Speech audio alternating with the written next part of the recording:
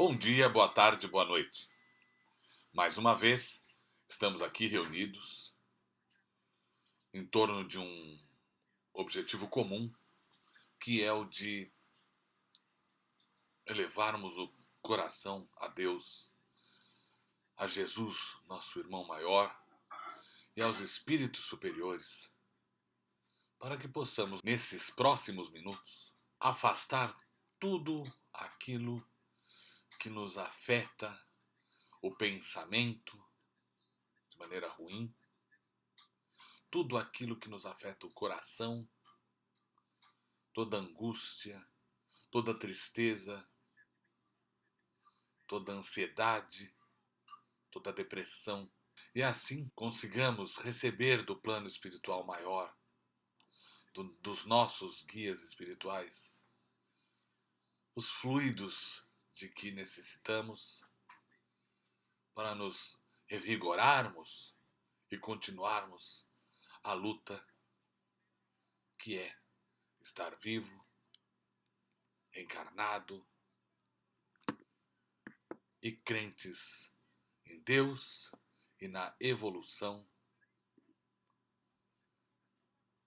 e tudo o que leva para Deus e para os nossos estados mais elevados de caráter, e moral e ética.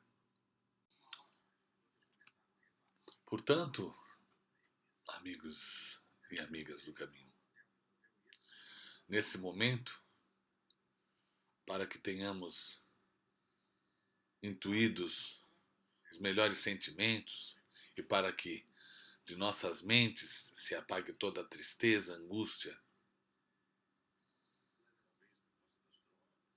elevemos o nosso pensamento a Deus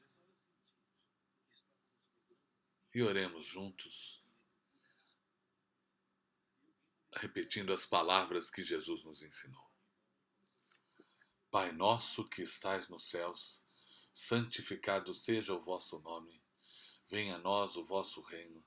Seja feita a vossa vontade, assim na terra como no céu.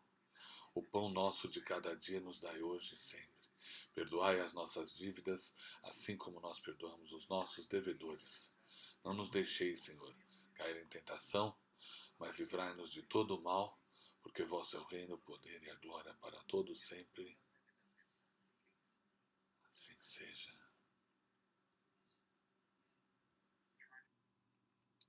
Pois bem, como estou fazendo a leitura da introdução, estamos na segunda parte do subitem Controle Universal do Ensino dos Espíritos. O primeiro controle é, sem contradita, o da razão, ao qual é necessário submeter, sem exceção, tudo o que vem dos espíritos. Toda teoria, em contradição manifesta com o bom senso, com uma lógica rigorosa e com os dados positivos que possuímos, por mais respeitável que seja o nome que a assine, deve ser rejeitada. Mas esse controle é incompleto para muitos casos em virtude da insuficiência de conhecimentos de certas pessoas e da tendência de muitos de tomarem seu próprio juízo por único árbitro da verdade. Em tais casos, que fazem os homens que não confiam absolutamente em si mesmos? Aconselham-se com os outros, e a opinião da maioria lhes serve de guia.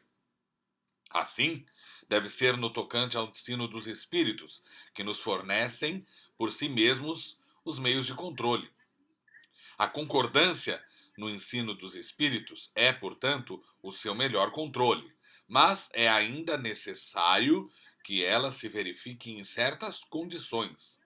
A menos segura de todas é quando um médium interroga por si mesmo numerosos espíritos sobre uma questão duvidosa. É claro que, se ele está sob o império de uma obsessão, ou se tem relações com um espírito embusteiro, este espírito pode dizer-lhe a mesma coisa sob nomes diferentes. Não há garantia suficiente, da mesma maneira, na concordância que se possa obter pelos médiums de um mesmo centro, porque eles podem sofrer a mesma influência. A única garantia segura do ensino dos espíritos está na concordância das revelações feitas espontaneamente, através de um grande número de médiums, estranhos uns aos outros e em diversos lugares. Compreende-se que não se trata aqui de comunicações relativas a interesses secundários, mas das que se referem aos próprios princípios da doutrina. A experiência prova que, quando um novo princípio deve ser revelado, ele é ensinado espontaneamente, ao mesmo tempo, em diferentes lugares e de maneira idêntica, senão na forma, pelo menos quanto ao fundo. Se, portanto, apraz a um espírito formular um sistema excêntrico, baseado em suas próprias ideias e fora da verdade, pode-se estar certo de que esse sistema ficará circunscrito e cairá diante da unanimidade das instruções dadas por toda a parte, como já mostraram numerosos exemplos. É esta unanimidade que tem posto abaixo todos os sistemas parciais surgidos na origem do Espiritismo, quando cada qual explicava os fenômenos a seu modo, antes que se convencessem que as leis que regem as relações do mundo visível com o mundo invisível. Esta é a base em que nos apoiamos para formular um princípio na doutrina. Não é por concordar com ele, com as nossas ideias, que damos como verdadeiro.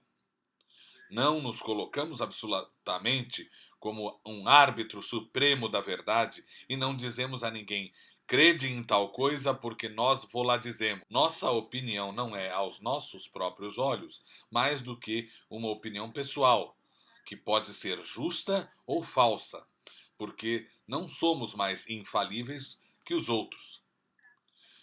E não é também porque um princípio nos foi ensinado que o consideramos verdadeiro, mas porque ele recebeu a sanção da concordância. Nossa posição, recebendo as comunicações de cerca de 1000 centros espíritas sérios, espalhados pelos mais diversos pontos do globo, estamos em condição de ver quais os princípios sobre que essa concordância se estabelece. É esta observação que nos tem guiado até hoje e é igualmente ela que nos guiará através dos novos campos que o Espiritismo está convocado a explorar.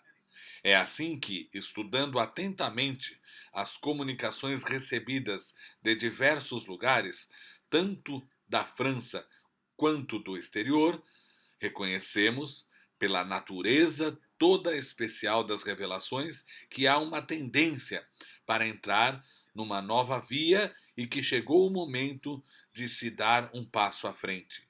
Essas revelações, formuladas às vezes com palavras veladas, passaram quase sempre despercebidas para muitos daqueles que as obtiveram, e muitos outros acreditaram tê-la recebido sozinhos. Tomadas isoladamente, elas seriam, para nós, sem valor. Somente a coincidência lhes confere gravidade. Depois, quando chega o momento de publicá-las, cada um se lembrará de haver recebido instruções no mesmo sentido. É esse o movimento geral que observamos e estudamos com a assistência dos nossos guias espirituais e que nos ajuda a avaliar a oportunidade de fazermos uma coisa ou de nos abstermos.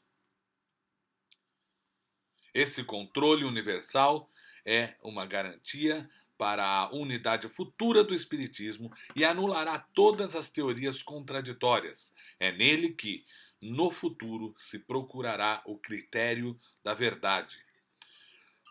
O que determinou o sucesso da doutrina formulada em O Livro dos Espíritos e em O Livro dos Médiuns foi que, por toda parte, cada qual pôde receber diretamente dos espíritos a confirmação de que eles afirmavam. Se, de todas as partes, os espíritos os contradissessem, esses livros teriam, após tão longo tempo, sofrido a sorte de todas as concepções fantásticas. O apoio, mesmo da imprensa, não os teria salvo do naufrágio, enquanto que, privados desse apoio, não deixariam de fazer rapidamente o seu caminho, porque tiveram o dos espíritos, cuja boa vontade compensou, com vantagem, a má vontade dos homens. Assim acontecerá com todas as ideias emanadas dos espíritos ou dos homens que puderem suportar a prova desse controle, cujo poder ninguém pode contestar. Pois bem, meus amigos, a continuidade da leitura de ontem, podemos observar que os exemplos só aumentam. Podemos observar